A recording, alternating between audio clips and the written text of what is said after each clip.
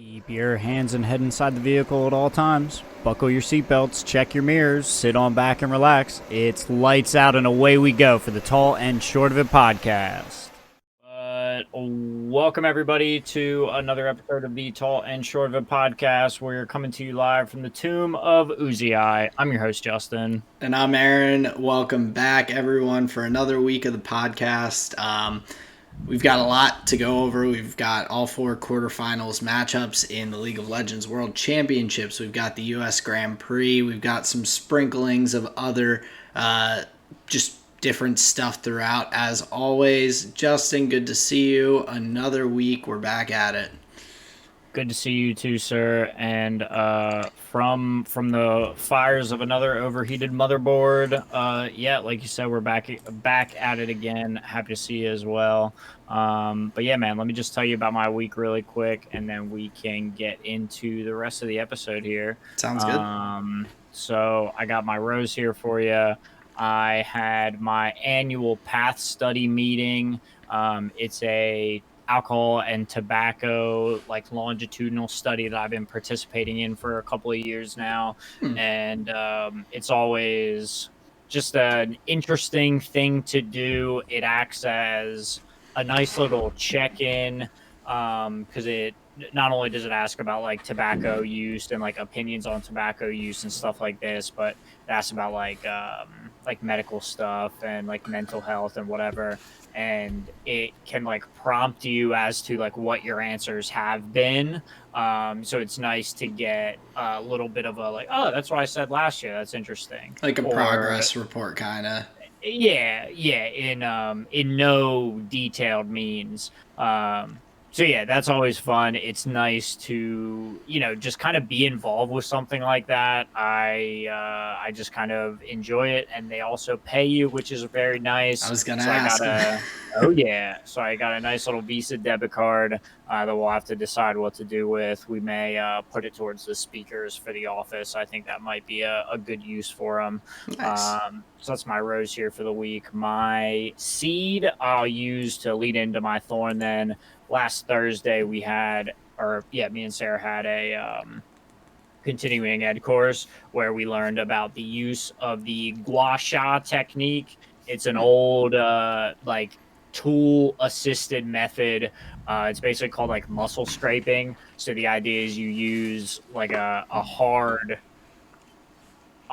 piece of whatever, like you can use metal or like bamboo or something, but you go pretty vigorously over the muscles, and the idea is to elicit a histamine response to have like kind of blood flush the area, and it helps to like get any of the any toxic waste from like lactic acid buildup and things like this. It helps to get that to the surface into the bloodstream so it can be circulated out, take some of that pain away. So we learned all about the gua sha technique at the CEU class. That was always interesting. It was just fun to be around other massage therapists because it's been a long time since I've been in like a group setting with other just practicing therapists. I met one of the working therapists for the Philadelphia Eagles. So Very she cool. worked like regularly with all of the players. I got a little bit of an insight into how they do their treatment plans. I took a little bit of time away from the class, like because it was on lunch break. Everybody was kind of coming back. And this lady was like just kind of opening up and talking about it, like kind of what the process is like.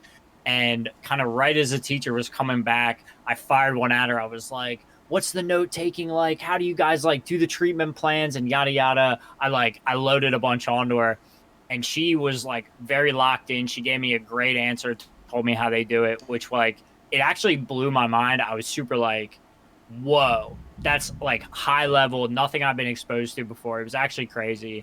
And it was funny. We got one of the, are you done back there from the teacher? We were like, motherfucker. Yeah, when's the last time you've had one of those?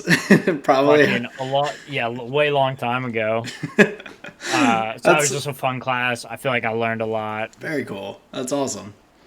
Yeah, and then my thorn to talk about kind of in tandem with the class. So I've been using that technique a little bit to work on my jaw tension, which I had resolved to like a pretty good percentage. Although I noticed it's like it's a little bit of like a consistent behavior of like clenching. Mm. Most of the like pain and tension has kind of receded, but I'm still noting the behavior. Still working on that. But with the muscle scraping, I did a couple evenings of like a pretty aggressive treatment, just scraping the heck out of my cheek muscles and my jaw muscles in here, and got pretty good results. Woke up feeling pretty refreshed the next day. So I think with a couple more applications of that method to my jaw, I actually think I'll be feeling pretty good. So my seed helping out a thorn, my thorn this week, just a little bit of learning. But yeah, I'll throw it back to you, sir. How have you been? Tell me a little bit about your week. I've been good. So for one, definitely cool that you got to meet one of the trainers for the or therapist for the Eagles. That's awesome. And I wanted to note that along with, of course, how well they're playing and the Phillies going to the World Series. So very exciting. A lot of fun times down here in Philadelphia. People scaling lamp posts that are covered in grease, and that's just for making it to the World Series. So Philly sports doing good right now. But Now, do they pre-grease those poles to prevent people from yeah, climbing them? and then Hell most yeah. people just take it as a challenge, and like you end up with people on top of numerous city light posts. So it's always, Hell yeah. yeah, it's always an interesting scene. Philly is nutty. When we had the crazy floods last summer, I saw videos of people like doing flips off of like overpass bridges into the highway, which was like covered by like 10 feet of water or something like that at that section. And Epic. like just, I mean, looks cool. Like same with climbing the lamppost. Like looks awesome, super hype. But like the thought of like one, the people like jumping off the bridges into the water filled like highway, you have no idea what debris and stuff like that is going through there. The water's super murky and brown. You don't know Hmm. like that's just not safe like at all. Lamp post climbing a little more safe, but just like it's like I think for me more entertaining to watch than the idea of attempting it. Oh Um, yeah. so, so yeah, Philly sports doing great, but that is not my my rose thorn and seed. I just wanted to bring that up because I'm pretty pumped and it's been fun to enjoy those over the past weeks. Um, but my rose for this week is, as you had mentioned, almost another motherboard issue. But my computer is alive. It died last night mid Call of Dutying, and I couldn't get it to go. Um, Took overnight to like get itself together and just needed a nap apparently, but it prompted me to clean out my vents and fans and everything and use my shop vac to like get in there and get that all tidied up. So it's a rose that it didn't die and that I cleaned it up a bit because it needed it. Hell yeah. My thorn for this week is at work things are slower,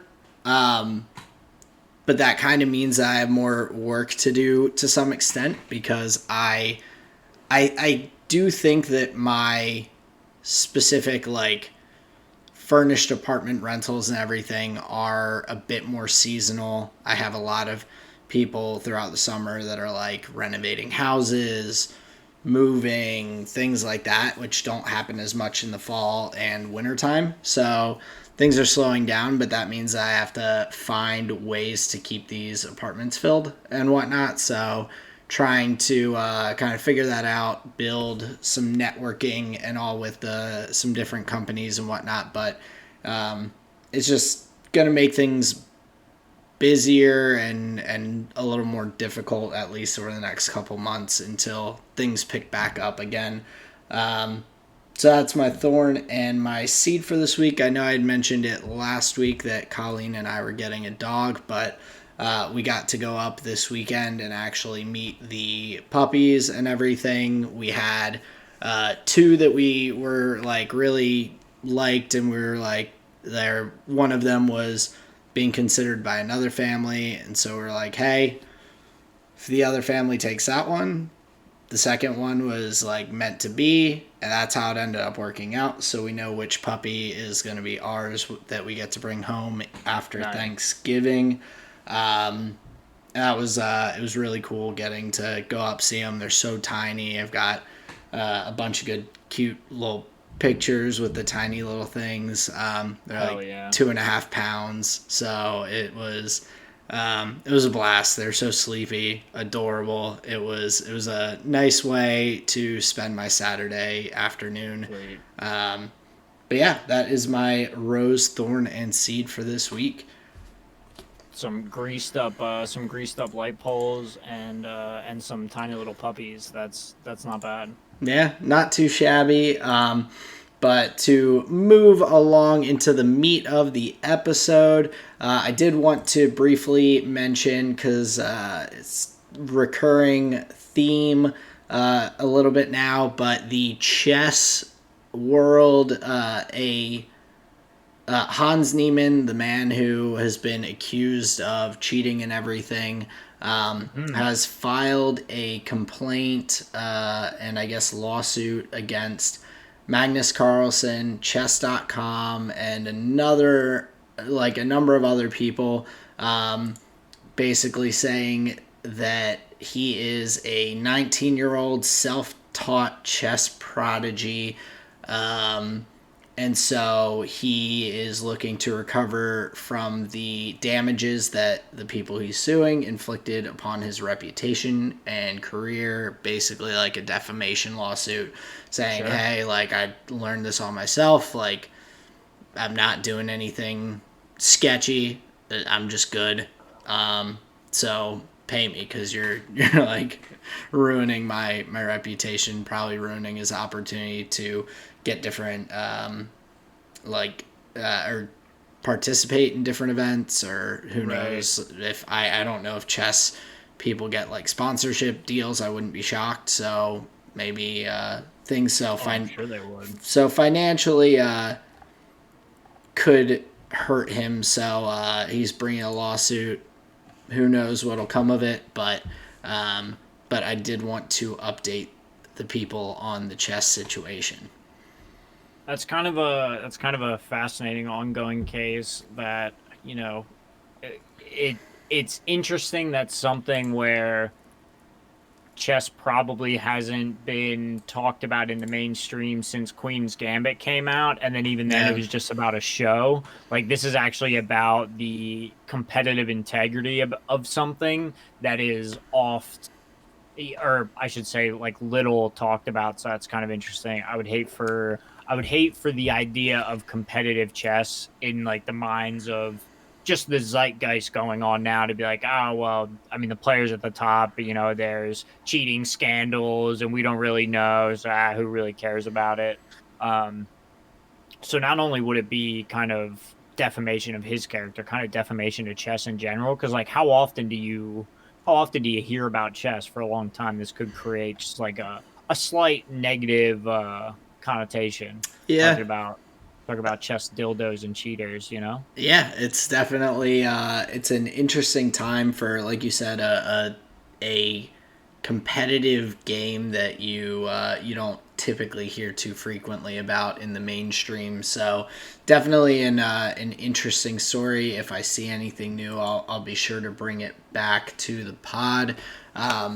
But some other just general things. So Andretti Autosports renewed Colton Herta's contract. So now that he was not getting the opportunities in F1 and everything, he has been renewed with them through 2027 with flexibility to move to F1 if Andretti Autosports ends up with a team there. So that would be that'd be interesting, because I know that was something that had been talked about previously, but For the meantime, he'll be continuing to race in IndyCar. And then, of course, the Daniel Ricciardo saga continues. He hasn't officially announced what he'll be doing next year. He, I think, is being anticipated to be the reserve driver for Red Bull based on some things that I was seeing. So going back to his roots and all, and so he could end up being that reserve driver position for them. Well, don't put him on the grid behind not Lewis, behind Max, because now that we know what Max can do, Daniel Ricciardo, plowing into the back end of him just gets worse and worse as the years go on. Oh yeah, He was holding him back. All he was doing was holding him back from greatness. I mean, I think of it more as like it was kind of his first big test in F1. Like he came in the youngest person. Like he was thrown into it pretty head on, but that was his most competitive like driver pairing that he's probably had in his career. Yeah, because since then he's definitely been a head up on Albon, Gasly, Checo, and everything. Mm-hmm. But him and Daniel were really competitive with each other in that Red Bull era with both of them. So interesting for Danny Ricks to leave Red Bull as the because he didn't want to be the number 2 guy and come back now years later as the number 3. I'll be number 3, dude. I'll be number 3, dude. So, and I did steal that from the tweet that I saw people talking about it, but I thought that was all funny. My opinions are somebody else's. It's fine. You definitely have your own, but I do like cherry picking the funny ones that I see. So, but what a great term that is, cherry picking. You can apply it to jokes, and you can apply it to basketball. Mm-hmm. You can apply it to actual hockey, fruit gathering. You can. Hockey, you can cherry pick too, to a lesser extent. Cherry picking in hockey, I've never heard that. Same thing as basketball, Gotcha. But you can't do it as much because you can only go to the other team's blue line. So otherwise, if you go in before the puck gets there, it's offsides. So it's kind of like soccer. You can't cross before the ball or puck gets to a certain point. You can cherry pick, but not as much as basketball, where you could just like stand under the hoop on the other end and be like, yeah, play defense, and then throw it to me. So cut in half distance, as opposed to in basketball, where if you can chuck it the length of the court, you can get it down there. Yeah, exactly. Gotcha. So similar concept, but just some other general F1 news. I want to hear if you saw or what your thoughts are on, did you see McLaren's video advertising boards on the car and on their helmets?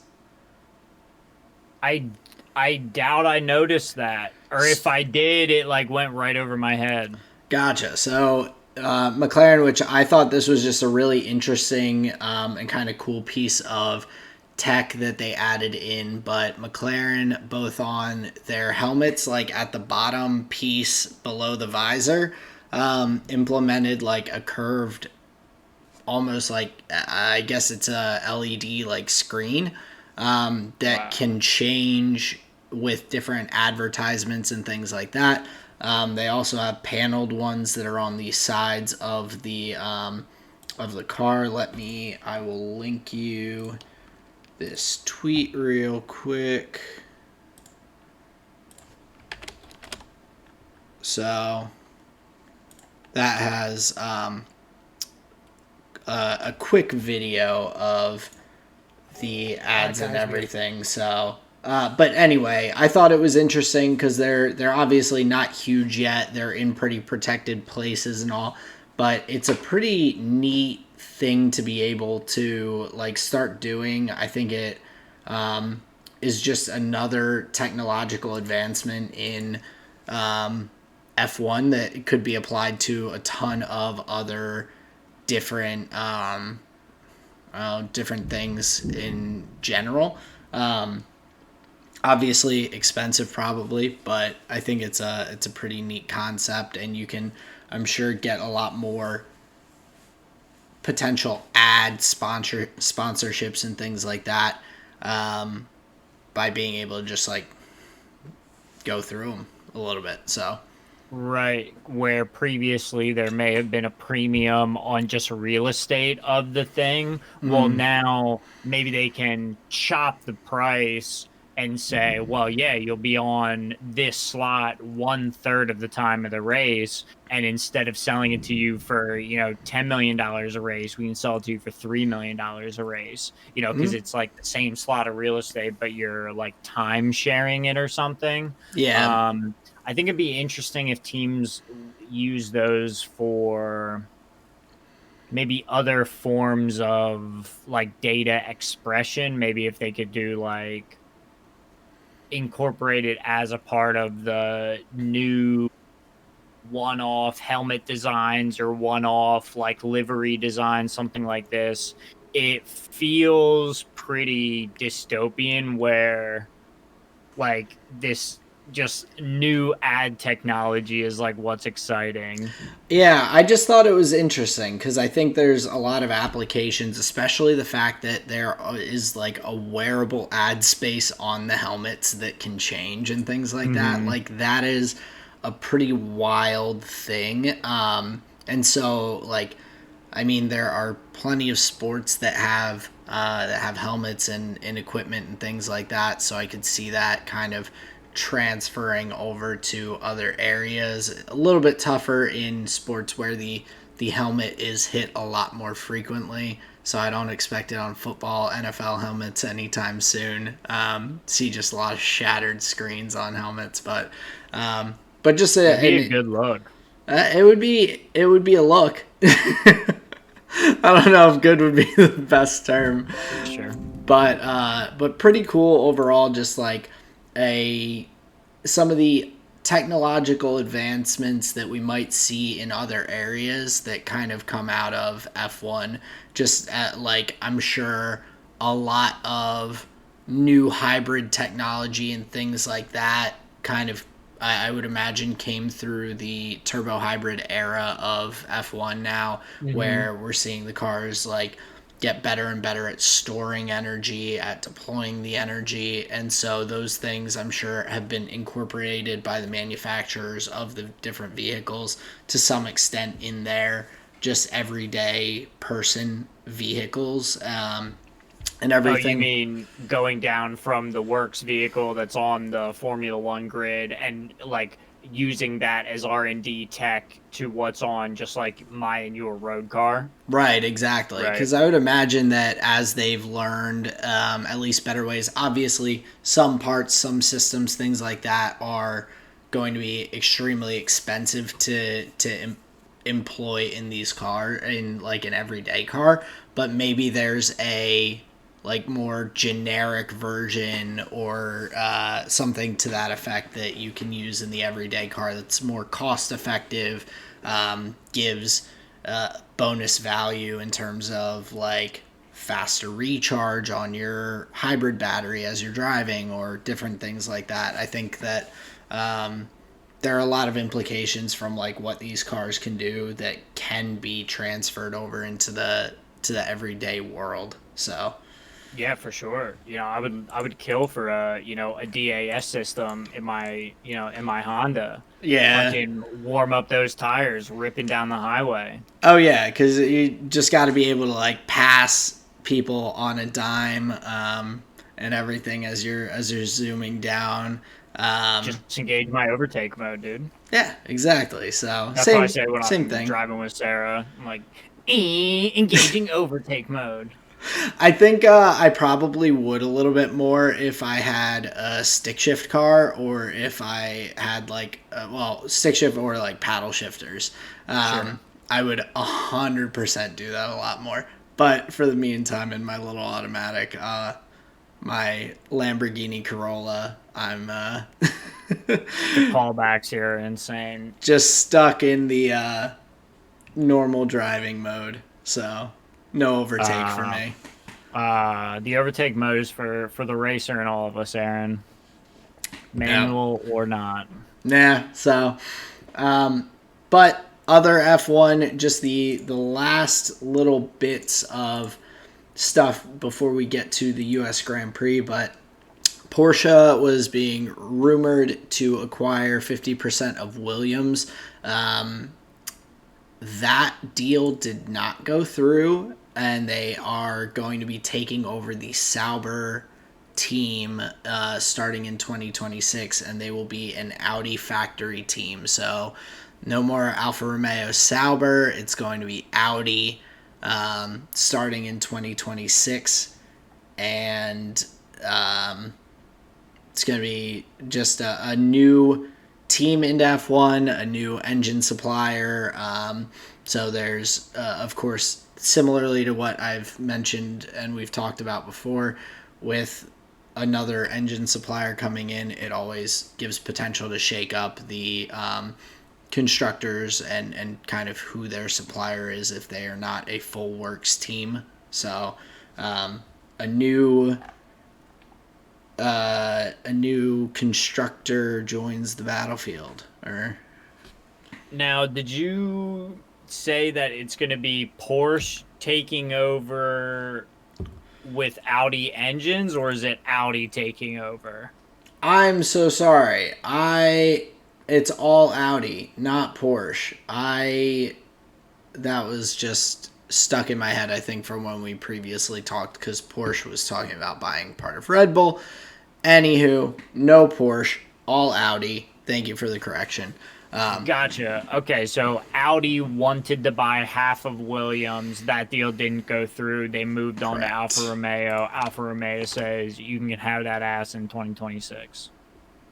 Oh, wait, no. I just combined two different pieces of news, actually, now that I'm looking at it. So, Okay, okay, okay. there are rumors that are getting stronger about Porsche looking to buy 50% of Williams, and Audi is going to, or has purchased and is taking over the Sauber team, which is Alfa Romeo currently, starting in 2026. So, two separate things. So Porsche and Audi, both potentially entering F1. Gotcha. That's So exciting. yeah, I saw all the news like right around the same time, and so I think I just blended it all in my head. So I appreciate you fact checking me there.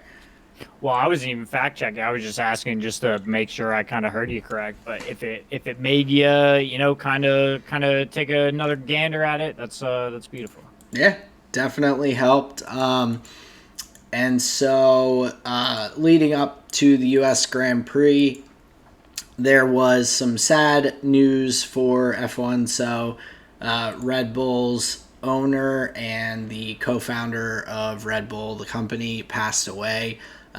So, there was a halt on the conversations with the FIA about the breach in the cost cap. So, that will be picked back up. The FIA had offered, I guess, a penalty to Red Bull, which they were not super happy with. So there's still discussion on what will happen. But the gist of that was a 25% reduction in wind tunnel time for next year and a fine. I think that's probably a reasonable punishment for the most part, but I'm sure a 25% reduction in wind tunnel time is huge.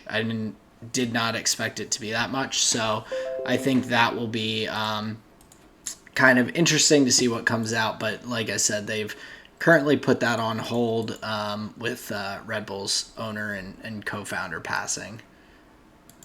I think that's pretty reasonable, pretty sensitive. Being what would you say, tactful in this scenario. You don't want to be knocking down doors with lawyers and stuff when there's that kind of thing going on. So yeah, best wishes to to his friends and family. Obviously, a gentleman we didn't know, but a gentleman who clearly had a large impact on the sport and many sports, even esports. Yep. His company reaches even there. So we all have kind of reason to mourn. So yeah, just rest in peace.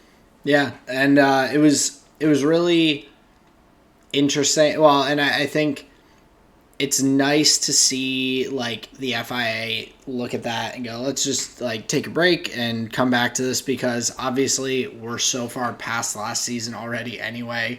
The timing of these like penalties and everything really just has to happen before next season starts. Hmm. And also preparations for the teams can go on as usual. But yeah, definitely sad. It was interesting seeing actually all of the different drivers, and people that have been involved with Red Bull who were there racing, kind of all lined up together, because you have set they had them all out for a moment of silence. So it's like Ricardo, Sainz, Checo, Max, Gasly, Sonoda, Albon, Vettel, like all of those guys out there for this moment of silence. And it was incredible in my brain that like all of those people have been through the Red Bull system in one way, between Toro Rosso, AlphaTauri, and Red Bull. Hmm. So it was kind of neat to see them have them all together there to kind of honor the memory of the owner. So Yeah, I definitely agree. And I think it's a really nice thing to do, kind of a way to bring back individuals that got kind of scattered under a unifying moment, to say like, he had touched all of our lives. I think that's pretty special. yeah, I think it shows more of how I think all of the entire grid is kind of a family of sorts. Like they are spending so much time traveling around with each other and everything. Like even if they are not like close friends, they still know so much and like probably spend so much time with and around each other throughout the time there. I mean, the other week when there was the rain delay in Japan, you saw Mick Schumacher just running all over the grid to all the different pit garages and everything to just chat with everyone because he was bored. Sure. So, so it definitely speaks to that. But going into the Grand Prix weekend, in FP1, we had some excitement and intrigue, I'll say, with 5 different reserve or other drivers getting FP1 sessions in different cars. Hmm. So we saw Alex Palou from IndyCar in the McLaren, Theo Porcher and Logan Sargent, who are both F2 drivers, getting the opportunity in the Alfa Romeo and Williams, respectively. Robert Schwartzman, who I believe is the Ferrari reserve driver, currently getting to drive in Leclerc's car. And then Antonio Giovinazzi again in the Haas, making it a bad day for Haas by crashing out very quickly and then leaving K-Mag's car to have the pieces picked up by the garage. Brutal. Yeah, you'd hope he would get more than like 5-6 laps in the session, let alone also wiping the car out and all. So definitely an interesting mix there. Alex Palou was on team radio talking to the engineer, who was giving him some advice on like braking in the car. Hmm. And he said, I just get there too fast, man. This car is insane. I guess about getting to the braking zones and corners, he was like flying up on them and not like reacting in the appropriate like part of the braking zone to be able to Right. slow down the car and all, which is pretty cool to see. And then just in general, like those 5 guys were at the back of the grid, which I kind of expected, since none of them have really driven other than Schwartzman an F1 car before. Um, well, and Antonio, but he crashed out, so he didn't really. Right. It doesn't really count. So Do you it's think in America they have him pay for the damages? oh, that would be brutal because I'm sure his salary does not match up to the cost of that car being repaired. No, he's on a gelato maker's wage now, man. Yeah, well, and even the like younger and lower tier drivers in F1, I remember looking at some of the like salaries and everything because it was like Lewis's and Max's were being announced last year of these crazy like 45 million euro salaries, and then like Yuki is down there on the rookie salary of like 700K or something like that. Right. So I would imagine that a reserve driver is probably a bit less than that. So Antonio, he might be paying for that for a couple of years, paying off his debts. There you go, doing extra time in the simulator for him. Am I done my laps now? No, keep racing. Keep racing. Like on his hands and knees with a toothbrush, scrubbing out the garage floor, just like when you get through it, or when you can get through it all between 2 races, that's when you've fulfilled your punishment. Oh man, so you have to get like the entire war. Get good at it. Oh dude, that's brutal. And then right when he finishes, one of the engineers just comes in with like it just says bucket o slop on it, and just like dumps it on the car and is like, "Oops, Antonio," and just like runs out. Oh, I think you missed a spot. Oh damn! It's just like milky ice cream slop all over the garage. There's whipped cream and cherries everywhere. Oh man, that would be brutal. I think we combined there into a Cinderella stepmother kind of character in our our story. It's easy to picture. I don't know. No, I just think it's funny. It's but Was yeah. Cinderella Italian? I no, but she had to. If I remember, she had to clean and cook and do all that stuff around the house for the stepmom and stepsisters. Yeah. So yeah, Antonio had a tough time, but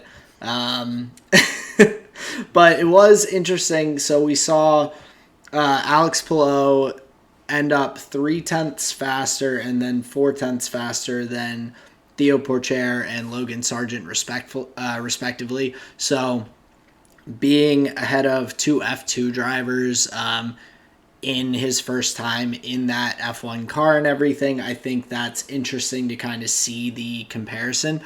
Obviously, he's just as a racer has a little bit more experience to him than the F2 drivers, so that probably comes into play as well.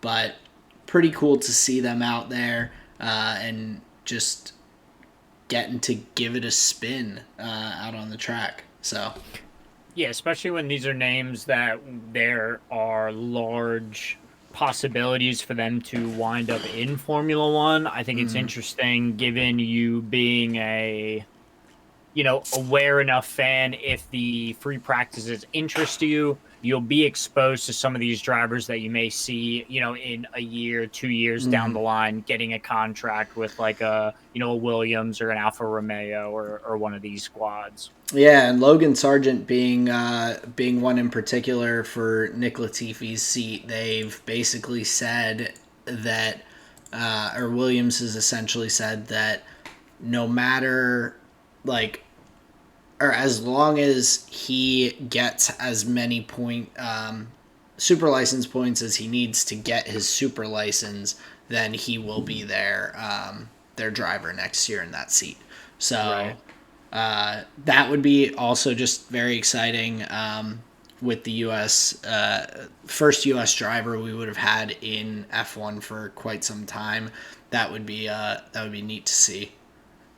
Yeah, especially when the sport's when the US is such a big market for the sport that is growing, I should say, yeah, it would be even more of a draw for fans if they had a North American driver to get behind, and it would just be a great time for it. Yeah, absolutely. I think it's like kind of neat because they're I think that on the other side of the pond in Europe, like IndyCar fans, from what I was seeing, like reading through tweets and replies and everything, it seems like IndyCar and their fan base in Europe has grown as well Hmm. recently. So a lot more Gotcha. people interested in just like car racing, the excitement that it brings and everything. So it's cool to see the potential for an American driver, for maybe some people who didn't really feel super close ties of any nature to F1, because it's like stuff that it's primarily in Europe for all the races. Like there's some here and there, but there's only been a couple in the U.S. periodically and all, so harder to get into. But if you have an American to root for, Americans are going to root for him. So Yeah, definitely. As opposed to, a Haas where yes, they're, a North American seat in the series, but they're not really doing so hot. So a ninth or 10th place constructor is really what you want to be getting behind. But maybe like a seventh or eighth place constructor with a US driver, maybe that's something a little more tantalizing for an inbound US fan that maybe wants to be involved, but like you said, doesn't know a good entry point. That could be one, as opposed to like I don't want to just like the shittiest team yeah. because of where they're from. Well, I I'll like feel one of the like shittiest drivers. I feel like a lot of fans for like F1 and racing and all are fans more so of a specific driver than a team necessarily. I think a lot of people tie that together and do both, but I mean, there are tons of people that have been fans and have followed the fandom of Daniel Ricciardo and other drivers through the F1 grid as they've gone from team to team and everything. So, Yeah. getting more people into F1 watching Logan Sargent, and then potentially if he sticks around and moves to a team higher up the grid and whatnot, um, could be potential for more fandom for some of those, like you said, slightly higher ranked teams in the constructors. So Yeah, if he proves his mettle in the very competitive field, I think one of those upper teams would love to have him. I think it's an exciting prospect for IndyCar drivers as a whole, and just IndyCar fans, Formula One fans, just bringing like a whole new possible market in the to the sport could be interesting. yeah, and so with him being like having gone all the way up through the like F3, F2 system and everything too, it's like that's I think what um from what I've seen, a lot of F1 fans are looking for other, like, I saw people saying like, oh, IndyCar drivers, instead of just relying on super license points you get from IndyCar, why don't you just work your way up through the F3, F2 system and everything? And so it's presented this opportunity here for Sargent to have worked his way through those systems, and also it is possible as a non-European or as an American driver to come in and do that, which is cool. Yeah. But getting into the actual race, Hmm. it was an exciting one. It was a banger. We had Charles Leclerc starting from towards the back of the grid with his engine penalty. So finished second in qualifying and ended up starting 12th after his penalty and other penalties and all were assessed. So having to work his way up through the field pretty quickly. Yeah, and Leclerc wasn't the only one. So Ocon was required to start from the pit lane due to modifying the car under Parc Ferme. Sonoda had a five grid place penalty, and then also Alonso, Perez, and Zhou all had 5 place grid penalties for like power unit elements. So a lot of uh, penalties being incurred by drivers, a decent time for it, especially with slots at the top of the championship being scooped up. Teams are just taking their opportunity to get their cars working in tip top shape where maybe they weren't expecting great performances or whatever. So yeah, Leclerc having to start from the back ends up having a pretty solid finish from where he started. The one thing I do want to say before we kind of move too far, they had James Hinchcliffe. Is that his first name, James? Tony. My Wait, bad. no, Tony. no, no, no. Tony Hinchcliffe is a comedian, so maybe it's Oh, James. okay.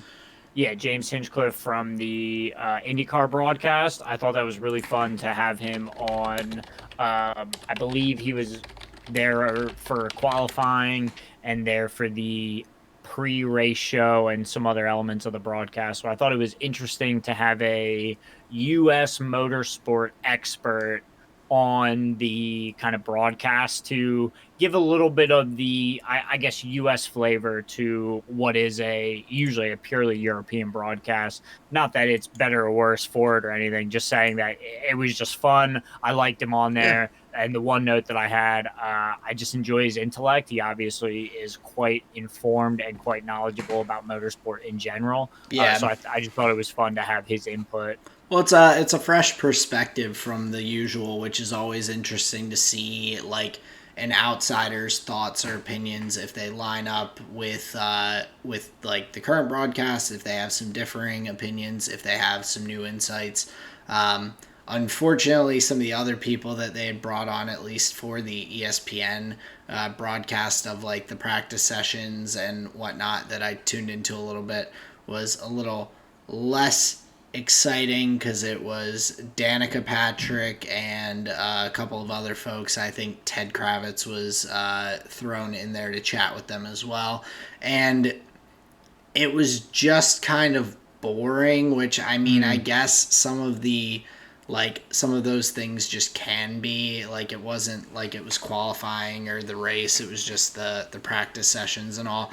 But Yep. it was like they were talking to the different I think it was like FP3, and they were talking to the different reserve and test drivers that got the opportunity in FP1, and they were just like, these are young, talented drivers. They're trying to come up into the system. They're looking at like potential F1 opportunities, and they were just like lobbing like lazy meatball questions at them, like, how different does it feel to be in an F1 car? Or like, were you excited to get your chance in the seat for FP1? And it's like, there's so many better questions to ask. I was like, just sitting there at like watching, and I'm just like, Danica, shut up. Like, I Sure. don't, like, you're What would not you want to adding. ask of those young drivers? What would you want to know? Um, I'd be curious about like their plans, because obviously not all of those drivers are going to be coming in or even have the potential to come into F1. So potential career path opportunities. Sure. I'd be curious as to how a full like F1 race weekend, where they are not driving an F2 car or anything like that in a sprint race or anything, like how that feels different to them from like their typical race weekend and everything, like what it's Right. like to be participating as a member of an F1 team compared to their constructor or their F2 or whatever team, and like what differences they see in personnel in the garage, in like different things that they had. Like, what did you have to learn? Like, how was figuring Right. out that F1 steering wheel? Like, just Right. more than just like, how did it feel to be in the car? Like, Hmm. I, yeah, you can have an interesting answer to that, but I think the more specific of a question you can ask that has broad potential for answers, the more interesting information or interesting conversation you're going to have, as opposed to just these like kind of dead end questions where you're just like lobbing them up, they answer, and you're just like, okay, and my next question is like, it's much more interesting to have a conversational like thing. And Danica Patrick's a former racing driver. Like, she has experience in a car. She has better questions that I'm sure are in her repertoire to ask. So I was just bored and annoyed with it. So it's nice when someone like James Hinchcliffe can come on and give a perspective that maybe is a little bit more different. Like it is a little more interesting, I guess. And maybe it's just that Danica is now more of that interviewer host kind of personality as opposed to like a true analysis or analyst type person. But but that's cool that they had him on. Yeah, at a certain point, like maybe their skill set translates a little bit, but yeah, ultimately it's just like media Danica, where her race IQ gets lower and lower the further away you are from it, and I don't know how much she's like. I think really it's been a while involved. since she's raced. Okay, I don't want to misspeak or anything. I just think the further removed you are from the thing that you used to be an expert on, the more your takes are a little bit safe, the more you want to maybe like give the benefit of the doubt to the driver, where you're not actually like asking the most interesting questions because you already have like some knowledge of it. So you're not asking the stuff that might be more interesting, like to the viewer or the listener. Yeah, I was surprised by like how much it lacked the substance I expected. Like I expect, even with like, because it wasn't very like personal, not that she's not personable, but it wasn't just as like comfortable conversational as I'm used to with F1 interviews as well, whether it's Martin Brundle's grid walks or like just the different F1 personalities interviewing and whatnot. Maybe that's just due to her unfamiliarity with these people because she hasn't worked with F1. So, I mean, I do give her the benefit of the doubt, but nonetheless, it was pretty boring. And I wish I could have gotten some more deets from these young drivers about like what the experience was like in different areas. So, but nonetheless, we did have the race get going after all of the different media and things ahead of it. Yep. And we saw a lot of action one turn into the race. I mean, we see Max get a huge start, getting ahead of Carlos right away. Carlos goes for the inside out to try and get a better jump out of turn one, and George just T-bones him and just takes him right on out of the race. And just like terrible luck, wrong place, wrong time. And yeah, you even heard it on the radio, Carlos saying like, man, this year, what the heck happened, dude? He just like bad luck after bad luck. He really has. He's had, I think, enough, like, it's probably like 3 different races that I don't think he's made it around for a single lap for, which is just brutal. And I do, so I obviously, George was found at fault. He was penalized. He apologized for it after the race. I do, at the same time, just like, and so I really appreciate that from him. I wanted to preface this, but like, I don't understand the penalty system during races, and it's kind of frustrating as a person who consistently watches F1. I mean, he got a 5 second stop go penalty, whereas when Lewis was found at fault for the crash with Max at Silverstone last year, he got a 10-second stop go penalty. It's odd that the result doesn't necessarily have anything to do with what the penalty is. Like, in my mind, just like the fact of you ended someone's race entire, whether it's lap one, whether it's further down the road, like, you ended someone's race and you were able to keep going and continue and finish and everything. Like, 5 seconds, 10 seconds, like, those don't seem to fit the crime, to, as it were. What should the penalty be? I mean, so, I just think I think it would need to be more significant. Like, we saw. What significant?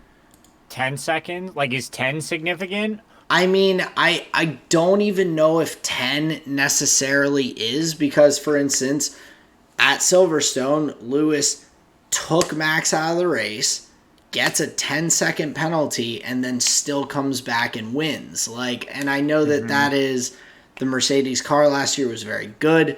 He drove extremely well after that point and everything, and like, definitely earned, like, he busted his ass for that win and everything. So I'm not gonna take anything away from the work he had to do to get back up there, but it just doesn't seem quite like enough, especially when you have penalties like Alonso got a 30-second, he got a 10-second stop-go penalty, which was then turned into a 30-second post-race penalty for something that, and we'll get into that when we start talking about that part of the race, but like, for something that was not his fault. And like, I just felt like a 5-second, if 10-second stop go is the harshest penalty that they're going to give out as an in-race time penalty, George should have gotten that instead of a 5-second. Like, should have been a 10-second stop go, just like Lewis's was at Silverstone. If that's going to be like the cap of it, it just seems like it. I have a hard time in my brain going, oh, he took this penalty and continued on and finished P5, only being beaten by his teammate and the other constructors, drivers who are ahead of him that he didn't take out of the race. Right. It just seems like it doesn't matter. Like, he ended a guy's race. Well, that's kind of going to be my point, is like, it doesn't matter. But it should, is my point. Like, I think, like, because he ended someone else's race at turn one because he drove badly. He fucked up and took someone completely out. Like, that. Sure. I'm not saying, like, that if you take someone else out, then you should automatically just be disqualified from the entire race. But I think that it needs to be a more significant penalty that you maybe aren't necessarily able to get up to a victory or to a, like, high points position outside of like obviously there will be situations where something like that happens, and then there's safety cars and there's different things that let people get pit stops and jump up the grid and shift things around. But like, it just seems too light of a penalty if teams are able to just immediately climb back up through and finish essentially where he most likely would have finished anyway, probably somewhere in that 4 or 5 range, after ruining someone's race, like as you go into the very first turn of the race. Like the race was 10 seconds in maybe when he ruined Carlos's race. Like that's the part that it's also, I know it's a personal issue for me because my brain very much is about like tries to balance fairness in it, because I want people to be treated fairly and all, right. And like to see, but in that scenario you can't balance it. You can't, because unless you make George pull into the pits and say like, "Hey man, you're done too." Like, unless that's the thing, I don't see how you could make it fair. And it's right, but I think that's why I feel like something slightly more significant should be levied in my personal like feelings. I know that that's probably not across the board what everyone believes, but like I feel like if you can't balance it equally perfectly, which you can't, life's not fair, it's not a perfect world, like I get that, you can at least make it a little more significant when the situation, like when that happens. Like if you see someone run into another guy and all that happens is like the other driver has to pit and change their front wing and have a really bad pit stop, then yeah, maybe a 5-second stop go penalty is the way to go. But I think if you like, I think it has to be looked at based on like the result as well, not necessarily like the decision that caused it. Like the result matters too. Like, is it so egregious though that like a driver made contact with another one, especially that early in the race where everybody is bunched up? Like, there really is only so much you can do to like without going below the rules of the race, in the sense of like, other than just him slamming on the brakes and just stopping in front of Carlos, which could have put the racers behind him in danger. Like, other than a significant change of strategy, I think that could have happened to anybody in such a bunched up scenario.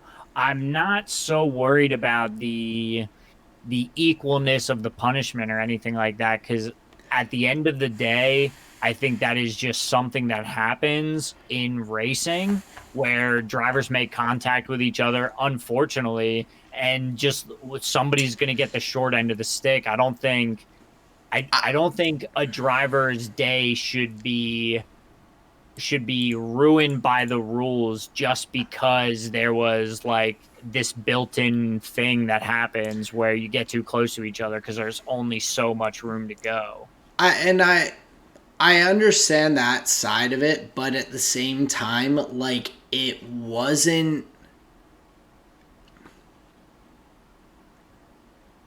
avoidable. George, if George boiled it, slam on the brakes. No, I mean, if he had just like chilled for a second, like he just boiled it in. And I know he expected Carlos to do something different, but like you said, you are at the beginning of the race. You are very bunched up. You do have people going 3 cars, 4 cars wide, like into that first turn and everything. Like the fact that you go into that and you're not being cautious when you are like, there is zero chance, even if Sainz had gone around the outside of Max, there's zero chance that he's making that corner in a reasonable way and not potentially causing another issue. He came in too hot. Like, he came in too fast, and it was just, in my opinion, like, just incorrect driving. That wasn't a, like, oh, like, cars bumped into the side of each other and Magnussen's end plate got knocked off again and he had to, like, those things I get. That's why they have racing incidents built in, where, like, that wasn't a racing incident. That was because George got a penalty for it. Okay, so that's assuming that, like, George hits Carlos and just totally, like, fucks Carlos out of the race. Like, it was Ferrari that like, retired Carlos. Like, he had a puncture. It seemed like the car was still going, but it caused another issue that, like, forced them to retire the race. Like, given another scenario, Carlos may have just been able to get back on track, but Russell still just gets the 5-second penalty. Right. Like, and I mean, I don't know exactly what they saw that retired the car, but it just, if he hadn't gotten hit, it wouldn't have happened. Yeah, sure. But we've seen plenty of other instances where cars, like, come together, make contact, and nothing happens. Like, to me, it just sounds like you're making something out of just, like, a chance happening that's happened to many other racers before. Yeah, unfortunately, Carlos spun and they saw, like, a greater issue, but, like, that's not really egregious. I don't think George should be explicitly punished for, like, a decision that Ferrari ultimately made. Like, they could have put Carlos back out. You know, it's not George fucked Carlos out of the race. I don't see it as black and white as that. And I don't like the business of just doling out penalties for things that are just built into the system of racing. At a certain point, then you're just going to get scared racers, because if there's so many things that are getting penalties, then they're not going to do anything. They're just going to take their qualifying position and whatever. I do, to some extent, like, understand what you mean, and, like, I agree with you to some extent. Like, I'm not trying to just dole out penalties everywhere and everything. There's still plenty of times where people come together. It's a racing incident. There's like, it's just something that happens. But when a driver, like, makes a bad decision that causes something, as opposed to they just both were going into the corner side by side, one person turned a little too far or lost the rear or whatever and knocked into the side of the other person, like, that's I do, of course, consider that to be different than a situation where I feel like, and also I agree, like, I don't know if Sainz could have continued. Maybe he could have, and if that's the case, then yeah, maybe just a 5 or a 10-second stop-go penalty is more reasonable if Ferrari retired the car specifically to save the engine, to save components and things like that. But in a situation where someone just, like, absolutely, like, takes someone completely out of the race, I do feel like a harsher penalty is deserved to some extent than just a 5 or 10-second stop-go. And maybe, like, there's obviously nuance to the situations and everything. And there's no right answer. Just in my mind,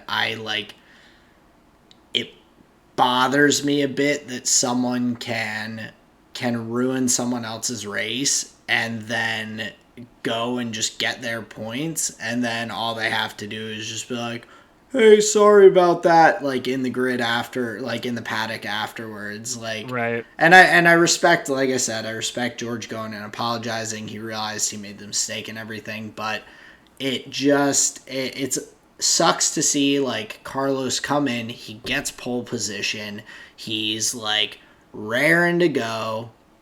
Yeah, had a little bit of a bad start, but then just doesn't get to participate for the rest of the race. Like that feels really bad to a fan, to a viewer, to his team, to him, and like just a five like, oh, when you come in and pit, you just have to wait 5 seconds before you can change the tire. Like doesn't make me feel any sort of like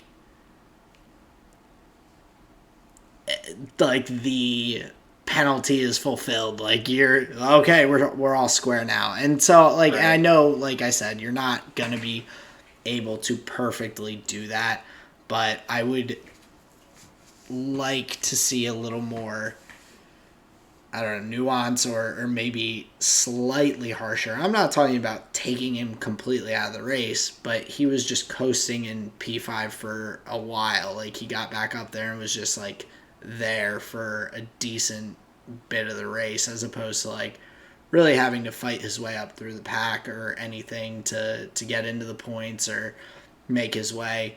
It's just I know it's a lot in my own brain of like how my brain computes fairness and equalness in these things. So I know that I'm not, that I might have a slightly unpopular opinion, but I don't I know if it's unpopular. I just don't necessarily understand it. That's all.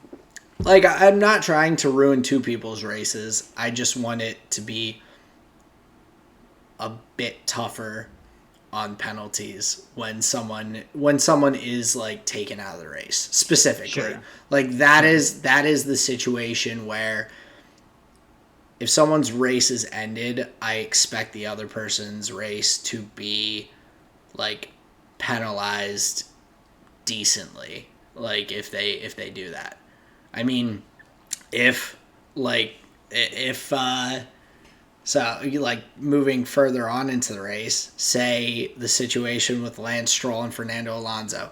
Like if that situation, the result of it had been somewhat reversed, like same thing happens, but then Lance Stroll is able to continue around the track and everything and finish the race and make his way up into the points or stay up in the points and everything, and Fernando has Lance dodge in front of him super suddenly last minute as he's trying to make an overtake.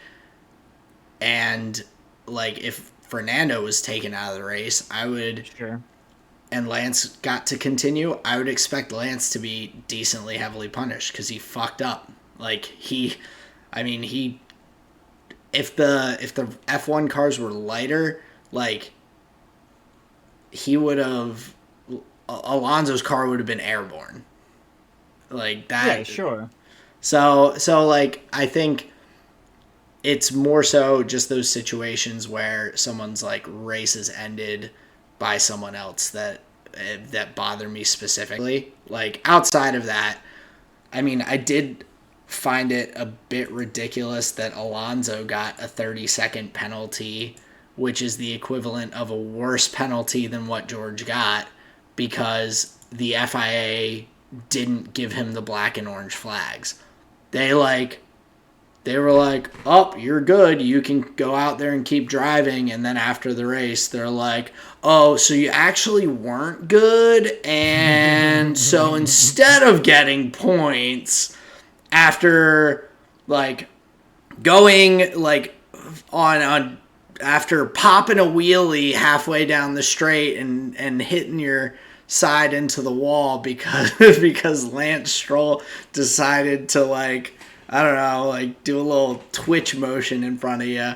They're like, you erased that whole race for no reason because you're now out of the points and you get nothing. Like that also feels really bad. Yeah, not a big fan of that. That's pretty shitty, honestly. Yeah, like I mean, they've given black and orange flags to so many. Like, well, they've given them, I would say, so many drivers, but it's been, I think, Magnussen like 8 times this season Yeah. for wings coming off. But then Alonso, they send him back out there, let him drive like 30 some laps, and he just Hmm. loses a mirror, and they're like, "Oh, sorry, my guy." Like that sucked.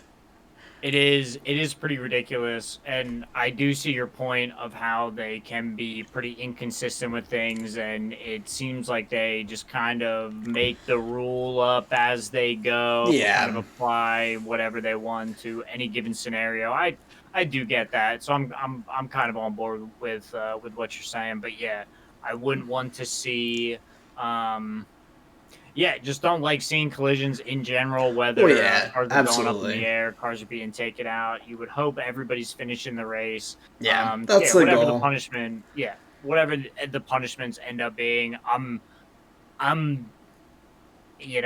whatever about it in general. So That's overall, it's just, that's fair. I think that might have been something that like bothered me about this too was that Alonso's was considered a 10-second stop go penalty, which because he didn't serve it during the race because he was penalized post race was like doled out as a 30-second penalty. So right. like which is so harsher than what George's was when Alonso did absolutely nothing wrong to cause his situation. Well, and I'll give you this angle of it, and maybe, I mean, the race was the race. I don't know how much longer you want to spend on it.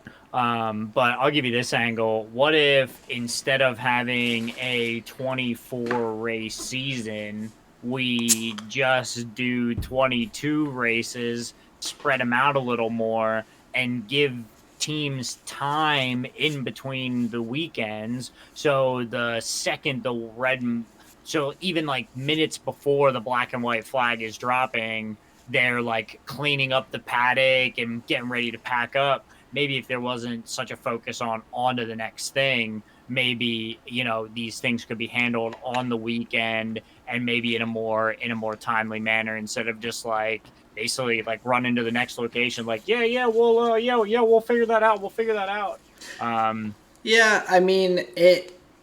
I don't necessarily, and that's kind of another topic a little bit, but I don't necessarily like the idea of this continuing to just add more and more races to the schedule. Like I understand that F1 is a business as well, and they need to make money, and so going to more races means more revenue from the circuits or countries or whoever pays F1 to have them race in at their circuit and bring all of that into the area. But like it's the same kind of concept that I feel about like adding additional games to the NFL season and things like that. Like they mhm. just increased it to 17. Like I'd be curious if because like in the NFL there's the Players Association. It had to go to a vote from the Players Association to go to play 17 games instead of 16. Like you got slightly more money from your salary than you would have like because you're adding an additional regular season game, things like that, but it had to be like voted on by the players and everything, the Players Association, whether they were willing to do that or there was going to be a lockout before this NFL season this year. Right. I don't know if the drivers in F1 have as much say in that because like the more and more races you add, the tighter the schedule gets, the more expensive it gets for the constructors, for the teams, the like we've talked about with the engine penalties and everything. Like we've continue adding races, but they're not being given more like engines or parts that they can Mhm. use without penalty and things like that. Like there's to some extent like the just adding more races. I agree with you. I think having maybe 22 or at 23 didn't even seem that bad last year, but I just see it, unfortunately, like I can imagine it just continuing with adding more and more races. I wouldn't be Mhm. shocked in the next 5-10 years if we have 26 races. Like, I don't think it'll get much past something like 26, 27, but like Right. that's a lot. That's a ton of races. Yeah, it is. And then, like, how do you drum up excitement for all of them? How do you make them all feel different? So there's likely a Goldilocks zone in there where it's like this is the amount that that people would love to see. Anything less, they feel like they're not getting enough. Anything more, and it's like a sugar overdose where you're just like, this is just too much. Yeah, like Um, even in yeah. this world of 23, 24 races or whatever we are this year, like they people were asking Max, because Max equaled Michael Schumacher and Sebastian Vettel's most wins in a season total now with 3 races to go, at 13 wins, and he's like, his quote was, I mean, I've said before that we are also doing more races a year, so they are not always justifiable, talking about records. Hmm. He's like, I mean, I think we're having an amazing season, but of course, when you have a great car, you can win a lot of races.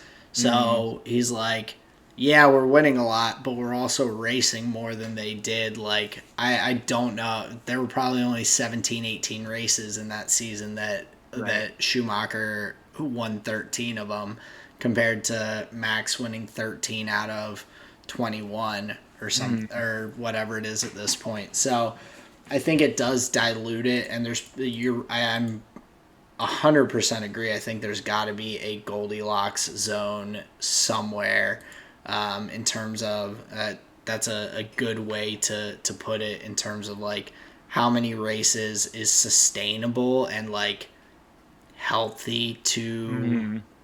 the ecosystem, as well as Right. like the drivers and the teams. Right. Like, there should be a balance. I know that the constructors get to vote on different things and whatnot and rules for F1, but I'd be curious if those, like, how much say they have in those things, or if it's just like a blanket, like, up, the FIA and Formula One says you're doing this many this coming year, so have fun. Right. But Yeah, and without the increase of, parts that they get to use, it becomes like a pretty weird system that now we're like no longer that familiar with. yeah, it just gets kind of wonky Mm, when the people who are specifically involved in like the day to day are not included in those like decision making processes. And I'm not saying hmm. they're not. I'm just saying I don't know if they are as much Right. as they should be. Right. So, but just in general, the rest of the race, it was a very exciting one, to some extent, or some different components, business as usual. Nick Latifi spinning out and finishing last of the cars that finished. Uh, we saw Seb have some amazing driving at the end in his battle Hmm. against Magnussen. Um, so there were definitely highlights throughout the rest of the race, and a good bit of excitement. We got to see another Max Verstappen Lewis Hamilton battle a little bit, as well as Max and Leclerc. Um, what were your thoughts once the race really got going past those initial starting points? Like, were there any specific things that you like caught that just like got you amped up? Amped up. I mean, I just thought it was interesting how many opportunities for overtaking there really was. Yeah. Like even Max, who had the rough pit stop, they kind of slowed his race up a little bit. Even he was able to get a bunch of overtaking done. So I just think that's a really cool element of the track where Yeah. even maybe down on position, you can make it up in some of those like wider spaces, some of those quicker corners. So I just thought that was interesting. One of the, I guess, kind of X factors of the race was the strong gusts of wind that were coming through that were pretty much present throughout the entire day. If I understood correctly, it was like 20 miles an hour, like just kind of flat, and then like 35-mile-an-hour gusts that were coming in and knocking some people off course. Yeah. Obviously, some DNFs from a couple different drivers that weren't Carlos Sainz, but yeah, overall, like you said, I thought it was a very exciting race. I thought Lance Stroll was the most surprising qualifier of the day. Lando Norris gaining 2 positions on his quali position, starting sixth, going to eighth. I thought that was dope. Daniel Ricciardo, rough day for the Australian. Yeah. That does not get me amped. I can say that. No, I'm not. I'm not too amped about Danny's finish either. It was a good race. I agree with you completely. I think a lot of the drivers also had kind of talked about it with the overtaking opportunities. Like, this is a good. The U.S. Grand Prix, at least at this circuit, I hope stays for a long time in F1 and doesn't get swapped out. Miami, Las Vegas, like those ones, I'm like, I like, hey, it's great to have them, but if they're gone, I'd rather keep this circuit because it seems like a very well like thought out and designed circuit.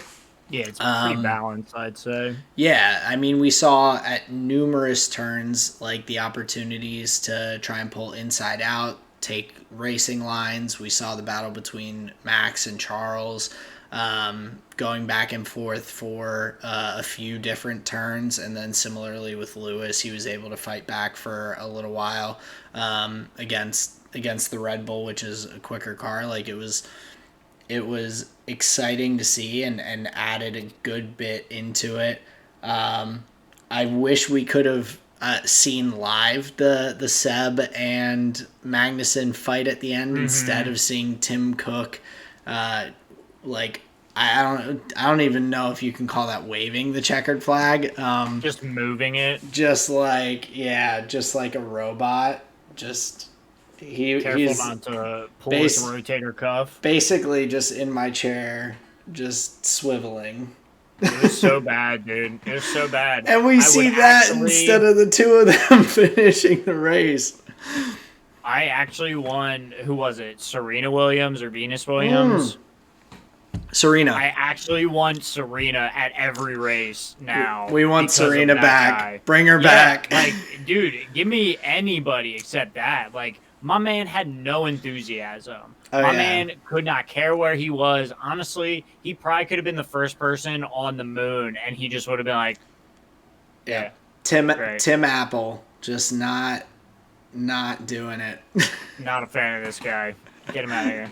So, but yeah, definitely a good race in general. A lot of excitement. I would definitely go back and rewatch. Oh yeah, it was a good race. And I'm going to personally do that because I didn't miss parts of it, but my attention was diverted because I was watching the Phillies play at the same time and had Willie and Colleen there as we're watching the Phillies, and I have the laptop set up there on the coffee table with the F1 and my my headphone in listening to the race while I'm like back and forth. So I do want to go back and rewatch because it was mostly just like commentary about different portions of the race that I felt like I missed and like just like some of the finer details. So looking forward to going back. I would recommend it for anyone out there listening. One of the better races of this season, I would say. Yeah, sure. I might agree with that. I'd say in terms of the excitement and kind of throughout the race, the consistent like battles and things like that. Overall, I would say it was probably a top 5 to 8 race this season, somewhere in there. But Gotcha. I have to say the pre-race shenanigans take it way down in my book. I just find cheerleaders to be the tackiest thing in the world. I did not realize until this moment how much I hate them. Where like everybody from Europe, you could tell was just like, why well, it was funny why are because these ladies here? the Houston Texans had a game at like 4:30 too, and at like 3 o'clock, the Houston Texans cheerleaders are out there freaking just going ham on I mean, the. you just killed it right there. I would have rather had 10 of you doing the dances than these like half naked women. It was actually jarring the like It's them oh trying to have like serious interview questions of like how are you going to approach this race? Like what was the prep like? Like are you excited to be here in the US? And they're just yeah, it totally takes me out of it and it just feels so gaudy and tacky. So any cheerleaders can get the fuck out of here, in my opinion. Not for F1. it's a weird thing in F1. I understand it for like some other sports and all. It's like Sure, just kind of ingrained in those and all. But sure. it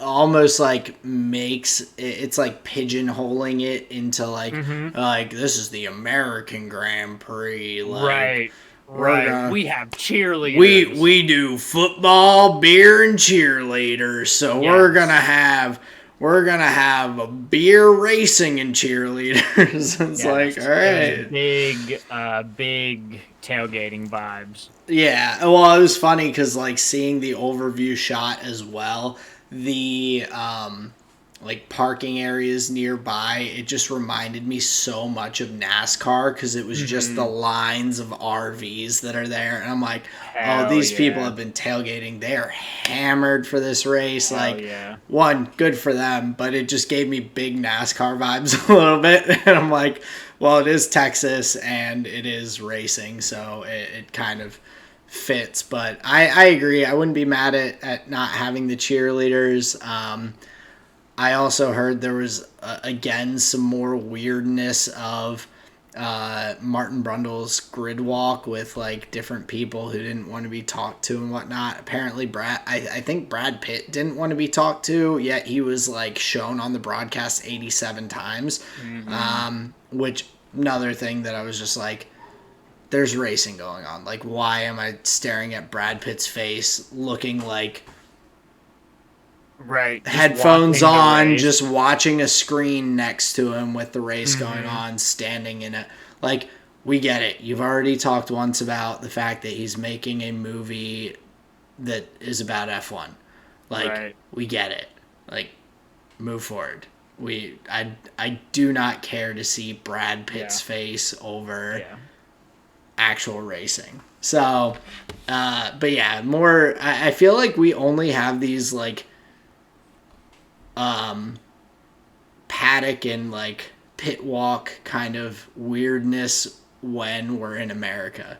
Because I'm pretty sure it was Miami was the last time that we had like people being like to Martin Brundle being like, "Who are you? I'm security for Cardi B," or whatever, or Right. whoever it was. I'm like, No, I think you're right. We're like douchey people. they're just like, oh yeah, no, they're here because this is a spectacle. They're not here because they like racing. And it's like, Right. well, maybe they shouldn't be on the grid or on the paddock.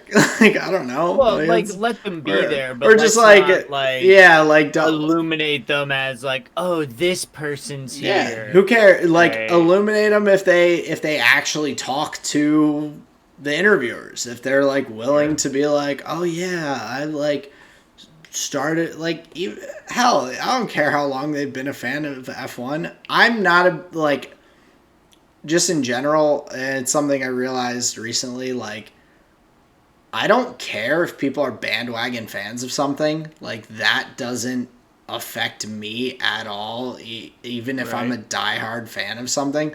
There are a lot of people that are like very standoffish towards like bandwagon fans, like for the Eagles or the Sixers or the Phillies, like when they're playing really well. There's obviously more people that are like jumping on and watching. And being someone who's like, well, I watched the Phillies lose like 90% of their games for the past 10 years. You don't get to enjoy them going to the World Series. I'm like, no, like, I want everyone to have fun. I want the more and more people to root. So whether Right. these like celebrities are hopping in, they're like, oh yeah, I watched through the Drive to Survive documentary, like one season of it this past week because I was coming to this race, or if they're just like, I have no idea what's going on, but I think it's going to be a blast. Like, Right. hey, that's dope, but I just would like it to be a little more conversational. Have fun out there. People are, I don't know, us Americans are sometimes very standoffish. Yeah, and it doesn't look that good on an international broadcast, and I'm like very aware of that. Where it's like all of these other places seem like somewhere I want to go, and Yeah. then just some of the American personalities that are presented, it's just like, oh, we're not making a good show of this at all. Yeah, it's like it's just Yeah, so different from the yeah, usual. Like it changes the broadcast for that portion of it so yeah. much from what we're used to. So Big definitely interesting to be in America. Also interesting watching at like a reasonable time of day. That was Oh yeah, bizarre. oh To yeah. Finishing a race at like 4:45 to in the be afternoon. honest, I prefer it when they're over in Europe. I like the 9 a.m. starts. I I kind of do too. I like being able to start my day with coffee and F1 and Yeah, then like once it's done, I just have the entire rest of the day to like yeah, enjoy and look back at stuff if I want to or like see the post race interviews and like all of that stuff. right. And when it ends at like 4 or 5 in the afternoon or whatever it ended at, I was just kind of like, oh, it's like dinner time. Right. All right, now I gotta get dinner ready. I gotta get my shit ready for work tomorrow, like all that I kind of do stuff. like it better than 1 a.m. in Japan though, so I will. I'll, I'll take that Yeah, that over the 1 a.m. race start. I'll still argue I would have been awake for the whole goddamn thing if it wasn't Me for that too. rain Oh, delay. 100%. Without the delay, It it wouldn't have been a problem. was like an hour 45 rain delay. Like it was Yeah, absurd. It was probably longer than that. But yeah, I easily would have like the rain delay lasted longer than the race should have. I'm pretty sure. yeah, for So, sure. but just to bring us back to to kind of cap off the U.S. Grand Prix, we had a podium of Max, Lewis, and Charles. So Max and Lewis are now the most have the most combined 1-2 finishes of any driver pairing in F1 history. Sure. So the amount of I don't know how many they've gotten to, but it the two of them finishing at the top of the podium is no strange sight, even if it is this year. I will say I was obviously still pulling for Max to win the race, but I wouldn't have been mad if Lewis had won. And No. Colleen was like, she was like, oh, just let Lewis win. And I'm like, but that's not how this works. I'm like, these are some of the most competitive people in the world, like, out there, like, I mean, What I do you understand. mean let Lewis win? Who's gonna Well, let Lewis well, I win? mean, she's like, Max already, like, won the championship. Like, Oh, what? she's like, it doesn't matter if he wins or not. And I'm like, well, yeah, technically, because especially the signs out of the race, it guaranteed Red Right. Bull's constructors championship. But I was Yeah, also see, there you like, go. George just looking out for Red Bull. but I was also like, No, I was like, I was like, if Lewis wins it off of merit and Red Bull's bad pit stop, then absolutely, like, power to him. I'll be cheering for that. But I was like, if they don't have the car and everything to get him to the top of the podium, then hey, fair's fair. Like, Doesn't deserve it. hey, I mean, Max has a better car and is driving extremely well. So hey, I don't hate it, but I wouldn't have been mad because I am